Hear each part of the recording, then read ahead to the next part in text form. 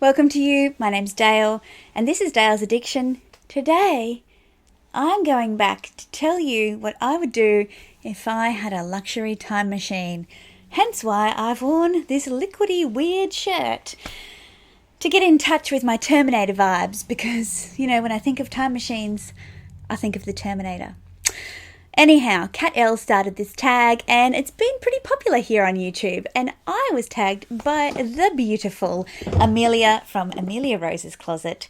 Hello there. I really enjoyed watching her video this morning, and I'm really excited to share with you some of the things that I am super happy about in the time that I have been purchasing luxury, and some of the lessons that I've learned around what I could do differently next time.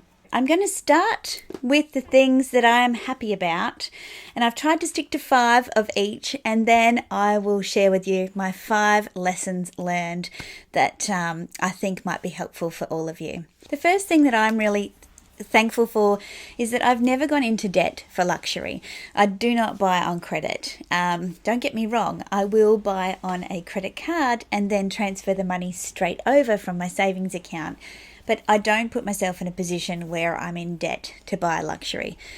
Luxury is something that we shouldn't be buying if we can't afford to. There are so many other important things happening in our lives. A roof over our head, food on the table, healthcare, education, those things all come first. And if there's an opportunity for luxury, then great, I'm all for it. I think 2020 I went pretty crazy because we didn't get to do any of the other things that we usually do that I would call luxury, like eat out as much, travel as much, go and see family, celebrate milestone birthdays, all of those sorts of things. So there was probably more disposable income to do those sorts of things that we would have otherwise been spending on different luxury experiences. The next thing that I'm super happy about is that I purchased my Chanel classic flap in the jumbo size pre-loved. Now, this is my only classic flap, and that is no mistake. I have not found that in any of the other classic flaps really work for me in terms of their size. This one I purchased back in 2018. I picked it up for about $5,500 in 9.5 out of 10 pre-loved condition, with a full set: the box, the tissue, the dust bag, the authenticity, the camellia, the ribbon, everything. And I am super glad that I didn't go and spend double that in a boutique for the exact same piece. Now, I realise that these bags are not the in bag at the moment. I don't think they'll ever be the in bag again, but they will always be a bag that is in. This is a timeless piece. The jumbo size, I think, is super versatile in the fact that you can wear it over winter coats, you can wear it doubled up, you can wear it crossbody if you like. Whilst people will complain about the noises that it makes and the weight of the bag, that's what luxury feels like. And for me, I am so glad that I did my research, and particularly for a classic piece, I purchased pre-loved because there's plenty of them around, and you just have to be patient and wait for the condition and for the peace of mind in authenticity and buying from a trusted consigner or seller. You cannot go wrong. So I'd highly recommend anybody, if you're after a classic flap and it is a classic colour like a black, a beige or a red, then potentially buying pre-loved is the way to go. The next thing I'm super happy about in my luxury journey is the fact that for the most part I've bought pieces that I loved, not pieces that are super popular. Now, a couple of examples of those. My Louis Vuitton Clapton. This bag never got a lot of love on YouTube or Instagram, but this bag is the best crossbody bag, especially for travel in my opinion. The demier bin canvas, the leather flap, the statement hardware, the versatility of how you can wear this bag crossbody and on the shoulder, and it has a removable strap. You've got the back pocket for a phone, which is essential when you're traveling and out and about. Great organisation on the inside, great security. This bag is a hard to find piece. It has the beautiful, beautiful trunk kind of latch. I just can't go wrong with this, and you can't find it. It came with a magnolia flap, and I think there was another colour. Maybe it was a blue marine, perhaps. But this is one piece I'm so glad that I bought that was not hyped. Another piece I bought because I loved it was my first Chanel seasonal flap. Now, I did not want a classic flap, and when I saw this gorgeous lamb tweed blend beauty, I just said I have to have it. That's the Chanel bag for me. It's never been popular, but it makes me so happy to look at it. And another piece from Chanel, again, which was a great buy. Not popular, not talked about on YouTube and Instagram until Emily in Paris. This little piece in the dark tan or dark beige or tan colour. This is such a versatile, cute, easily wearable bag from the Fall Winter 2019 collection. I think I have been pretty good at listening to myself in terms of what I like for the most part. The next thing that I think I do well is create great relationships with sales associates at the stores that I visit frequently. So I have on hand great sales associates from Louis Vuitton, Chanel, Dior and Fendi here in my hometown. One of the things that I always do when I'm meeting someone new is say, "Hi, my name's Dale, nice to meet you," and then you invite them to share their name. It's really awkward to ask somebody what their name is after you've been chatting and looking at bags for the last half an hour or 45 minutes. That helps you to then move into a relationship and a connection after that transaction. Now, for me, I like to give my essays a text to see, "I'm coming into the city. Are you working today? It'd be great to drop in and see what's new." And similarly, they send me text messages around new drops that are coming in. "Take a look online. If there's anything that you're interested in, please let me know." And I think that serves you well when you start to find things that you are really interested in and you wonder how you're actually going to get your hands on them.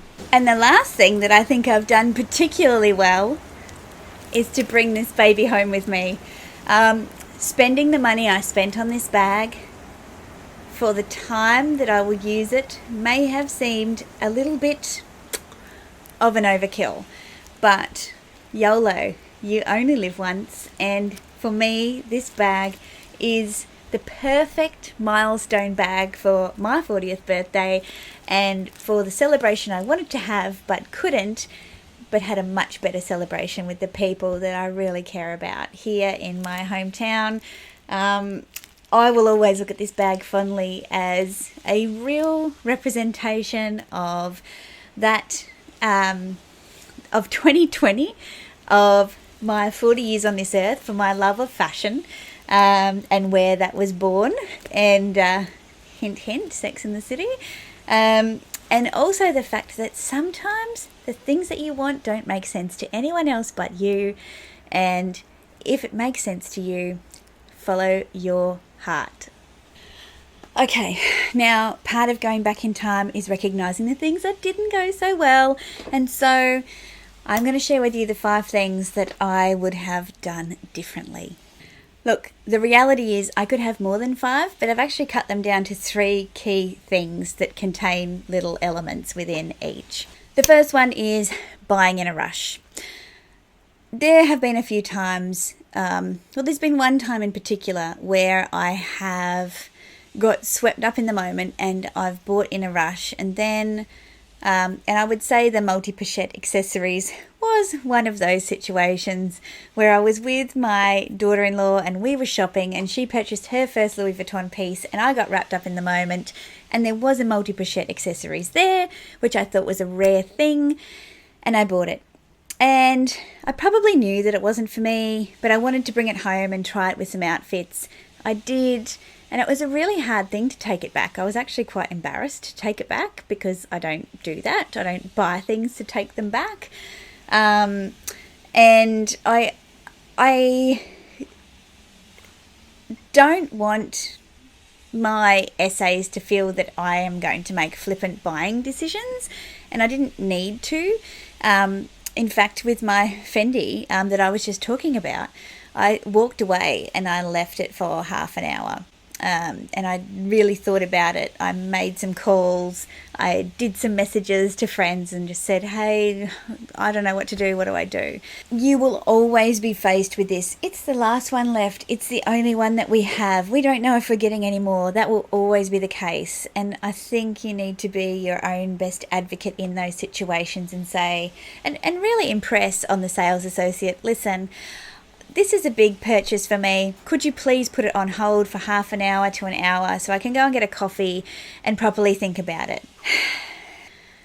Next regret is buying hyped pieces. For me, those hyped pieces were Louis Vuitton's Pochette Métis, Chanel's reissue bag, Chanel's small classic flap in the 19SS pink iridescent, and I bought a Tiffany blue style bag. None of those pieces were really for me.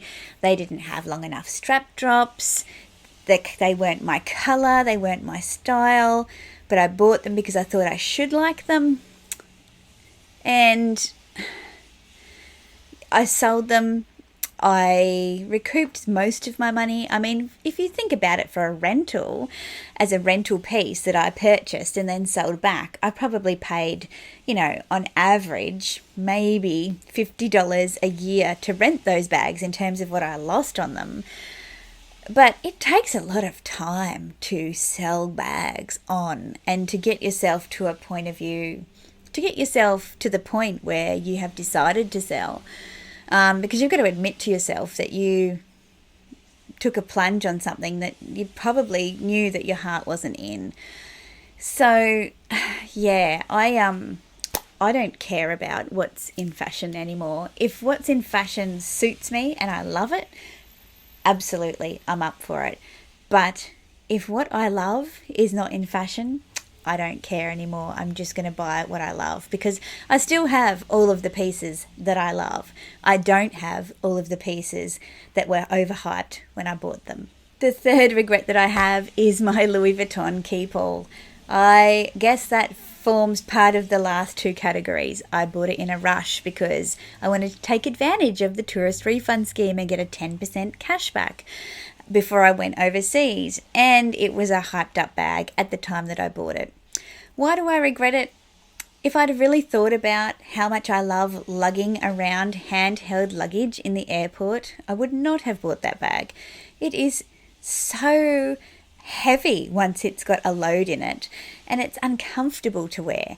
I literally found myself struggling. I couldn't, we all like a bit of airport shopping. You can't do that when you're carrying that bag. Australian Airlines have very strict carry-on luggage limits. So you can't take a wheel aboard and one of those big keep-alls because it's too much. You're only allowed 7 kilos and a handbag. That's it. So you're either carrying that around or you're not taking it. The only time that I found I took it was I would fold it up in the top of my checked baggage, and if I'd done a bit of shopping and I wanted to make sure that I could take that shopping as carry-on, then I would pack that bag up and carry it on with me, and it usually wouldn't be too heavy because I wouldn't have bought bulk things. But yeah, that bag I recently sold. The person who purchased it got a great deal, and I guess I don't have it sitting around looking at me saying, you shouldn't have bought me anymore. And my final lesson, thing that I wish I had done differently from the past, is not cared less about what people thought of me carrying around my luxury handbags. For years, I left them at home most of the time because I was worried about the judgment that I would get, because I had, in fairness, received judgment in the elevator at work. Oh, you must be getting paid too much money because there you are with your Prada tote and you've got a Louis Vuitton shopping bag. I'd been to Louis Vuitton in my lunch break and picked up my diary insert. And whilst equally people said to me, I really love your bag, what did you buy from LV? And we're excited about it, there was still some really obvious judgment. And I wish I could have just turned around and said, yeah, I'm doing pretty well. Thanks very much. But I didn't. I went, oh, I've got to act small now because you're judging me for choices that I'm making with my money, yet I don't know what you spend yours on. So from that point on, I went through a bit of a journey where I just played small for a bit. I wasn't really sure what to do with that information. That was 2015, I suppose. It took me a couple of years to get past that and figure out who I am and what I want to do. And I have to say, since I have been working for myself, I have no hesitation in taking my bags to client meetings, to workshops, on travel. I don't care anymore.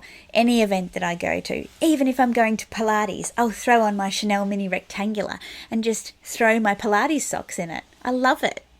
When you start caring less about what other people think of you, you can be your whole self. And I think that is one of the things I wish I had have done earlier. So let's just travel forward into the future now. Time machine concept is a good one to have you reflect on the things that you're happy about and the things that you're not so happy about. But ultimately, I'm focused on the here and now and looking forward. Will I make mistakes in the future? Yes, I will. Will I probably be talking about them here? There will be another tag video. We know that that will happen. What do I take from this? The more authentic I am to myself, who I am, what I like, and what I want to represent in the world, the happier that I am. And I'm sure that is the case for all of us. So, if you have liked this video, please give me a thumbs up. Consider subscribing if you haven't already. What would you do if you had a luxury time machine? I'll see you next time. Bye.